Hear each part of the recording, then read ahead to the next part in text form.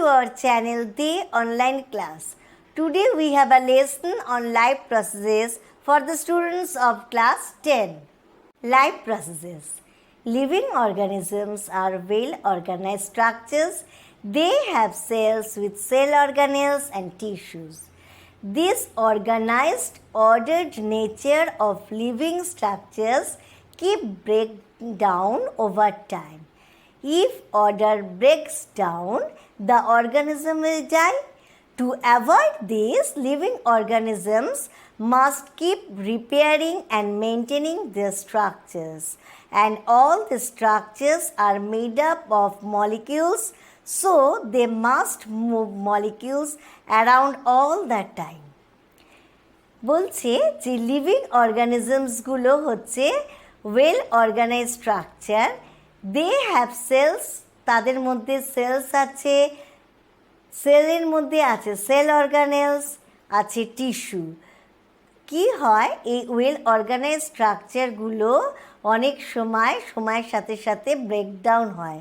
কিন্তু এরকম যদি ব্রেকডাউন হয় তবে তো অর্গানিজম বাঁচতে পারবে না। সেই জন্য কি হয়, এটা অ্যাভয়েড করার জন্য লিভিং অর্গানিজমসদের শরীরের মধ্যে সবসময় রিপেয়ারিং হয় আর মেনটেনিং হয় their structures. And all this structures are made up of molecules. এই স্ট্রাকচারগুলো কিন্তু মলিকিউল দিয়ে তৈরি, আর সেই জন্য মলিকিউলগুলো সবসময় তাদের একটা মুভ করাতে হয়, মানে মলিকিউলার মুভমেন্টগুলো কিন্তু খুবই প্রয়োজনীয়। What are life process? Life প্রসেসগুলো কী কী? This maintenance function of living organisms must go on even when they are sleeping. আমাদের এই যে মেনটেনেন্স ফাংশনসগুলো আছে, যখন আমরা জেগে থাকি তখন তো এই ফাংশনগুলো চলতেই থাকে, এমনকি আমরা যখন ঘুমোই তখনও এই ফাংশনগুলো চলতে থাকে। যদি এই ফাংশনগুলো বন্ধ হয়ে যায় তবে কিন্তু আমাদের মানে বেঁচে থাকাটাই খুব মুশকিল হয়ে যাবে। The process which together perform this maintenance job are called life processes. এই প্রসেসগুলোকে একসঙ্গে আমরা কি বলছি, যেগুলো আমাদের মেনটেনেন্স জব করছে, সেই পুরো সমস্তগুলোকে একসাথে আমরা বলছি life processes. Life processes are needed to prevent damage and breakdown. বলছে লাইফ প্রসেসগুলো কেন প্রয়োজন? To prevent damage and breakdown. এরা আমাদের অর্গানিজমসদের যে বডির ড্যামেজ হচ্ছে, ব্রেকডাউন হচ্ছে, যে ক্ষয়ক্ষতিগুলো হচ্ছে, সেটা বন্ধ করার জন্য এই লাইফ প্রসেসগুলো দরকার হচ্ছে। আর কেন দরকার হচ্ছে? যে আমাদের গ্রোথের জন্যও কিন্তু এই লাইফ প্রসেসগুলো দরকার আছে। Energy is required for them.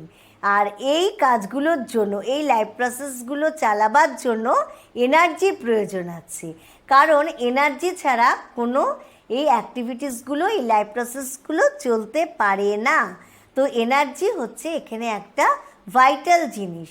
Food is the source of this energy. তো এই এনার্জিটা কোথা থেকে আসে? এই এনার্জিটা খাওয়ার থেকে আসে। আমরা দেখে থাকবো, আমরা যদি 2-1 দিন কোনো কারণে না খেয়ে থাকি, আমাদের শরীর কীরমভাবে উইক হয়ে যায়, আমরা কাজ করতে পারি না, হাঁটতে চলতে পারি না। তার মানে কি, ফুড থেকে আমরা এনার্জি পাই, আর সেই এনার্জি নিয়েই আমরা অ্যাক্টিভ থাকি। তো food is the source of the energy, আর এই এনার্জি দিয়ে কি হয়, লাইফ প্রসেসগুলো চলতে থাকে। Nutrition is the process by which an organism takes food and utilizes it to get energy for growth, repair, maintenance, etc. Nutrition পদ্ধতি দিয়ে কি হচ্ছে, এই প্রসেস দিয়ে কি হচ্ছে, অর্গানিজমসরা ফুড থেকে কি করছে, এনার্জি পাচ্ছে, আর এই এনার্জি দিয়ে তাদের কি হচ্ছে, নানান রকম লাইফের যে মেনটেনেন্সগুলো আছে সেগুলো হচ্ছে, গ্রোথ হচ্ছে, রিপেয়ারিং হচ্ছে, এইগুলো হচ্ছে। The materials which provide nutrition to living organisms are called nutrients. এই নিউট্রিশন প্রোভাইডার মেটেরিয়ালগুলোকে আমরা কি বলছি? নিউট্রিয়েন্টস বলছি। Depending upon the complexity of the carbon sources, different organisms use different kinds of nutritional process. এই carbon সোর্সটা কীরকম হবে এর ওপর নির্ভর করে নানান রকম অর্গানিজমস নানান রকম নিউট্রিশনাল প্রসেস ইউজ করে। When organisms are in growing state, additional raw material will also be needed from outside. বলছে যে গ্রোয়িং স্টেটে কি হচ্ছে, অ্যাডিশনাল র মেটেরিয়াল এটা বাইরে থেকে অর্গানিজমসদের প্রয়োজন হচ্ছে। Most of the food sources are also carbon based. বেশিরভাগ ফুড সোর্সগুলোই কি কার্বন বেসড হচ্ছে। তবে আমরা কি বলতে পারি? Nutrition is the process to transfer a source of energy, that is food, from outside the body of the organisms to the inside. Food need to be broken down or built up in the body and finally converted to a uniform source of energy that can be used for the various molecular movements needed for maintaining living structures. For this, a series of chemical reactions in the body is necessary. বলছে যে food সেটা বাইরে থেকেই আসুক বা শরীরের ভেতরে তৈরি হোক, যেভাবেই হোক না কেন সেটাকে ফাইনালি কনভার্ট করতে হয় একটা ইউনিফর্ম সোর্স অফ এনার্জিতে। আর সেই এনার্জিটা দিয়ে নানান রকম মলিকিউলার মুভমেন্টগুলো আমাদের অর্গানিজমসের শরীরের ভেতরে হয়। এই মলিকিউলার মুভমেন্টগুলো কেন দরকার হয়? মলিকিউলার মুভমেন্টগুলো দরকার হয় মেনটেনিং লিভিং স্ট্রাকচার। লিভিং স্ট্রাকচারটার মেনটেনেন্সের জন্য মলিকিউলার মুভমেন্টের দরকার হয়। তার মানে 1 নম্বর পয়েন্টে যাচ্ছে কি, মলিকিউলার মুভমেন্টগুলো কেন দরকার হয়? মলিকিউলার মুভমেন্টগুলো দরকার হয় লিভিং স্ট্রাকচারসদের মেনটেন করার জন্য। আর এই মলিকিউলার মুভমেন্টের জন্য কি দরকার হয়? এনার্জির দরকার হয়। এই এনার্জি কোথা থেকে আসে? এই এনার্জি আসে গিয়ে তোমার ফুডের ব্রেকডাউন হলে পরে এই এনার্জির প্রোডাকশন হয়। কারণ একটা ইউনিফর্ম সোর্স অফ এনার্জি না থাকলে সেই এনার্জিটা মলিকিউলার মুভমেন্টে কাজে লাগতে পারে না। তো একটার সঙ্গে একটা এইভাবে রিলেটেড হয়ে কাজ করছে। Molecules break down by oxidizing reducing reactions mostly. Many organisms use oxygen sourced from outside the body. মলিকিউলের যে ব্রেকডাউনটা হয় সেটা বেশিরভাগই হচ্ছে গিয়ে অক্সিডাইজিং রিডিউসিং রিয়াকশানের মাধ্যমে হয়। আর বেশিরভাগ অর্গানিজম কি করে, অক্সিজেনটা বাইরে থেকে মানে শরীরের বাইরে থেকে তারা নিয়ে থাকে। The process of acquiring oxygen from outside the body and to use it in the process of breakdown of food sources for cellular needs is called respiration. যেই প্রসেসে মানে যেই পদ্ধতিতে কি হচ্ছে, যে অক্সিজেনের সাহায্যে এই ফুডের কি হচ্ছে ব্রেকডাউন হচ্ছে, সেই প্রসিডিওরটাকে বলা হচ্ছে গিয়ে রেসপিরেশন। আর এই রেসপিরেশনে কি হচ্ছে, এনার্জি প্রডিউস হচ্ছে।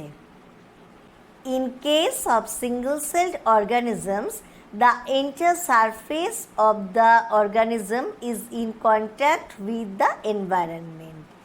So, they need no specific organs. They intake food, remove waste materials or exchange gases by simple diffusion only. But in case of complex multicellular organisms, all these processes cannot be done by only diffusion. So they need different life processes to perform different functions. Unicellular organismsদের তাদের যে সেলের সারফেসটা সেটা এনভায়রনমেন্টের কন্ট্যাক্টে থাকে, তাই simple diffusion প্রসিডিওরে তারা food intact করতে পারে, gaseous exchange করতে পারে, এক্সক্রিশন করতে পারে।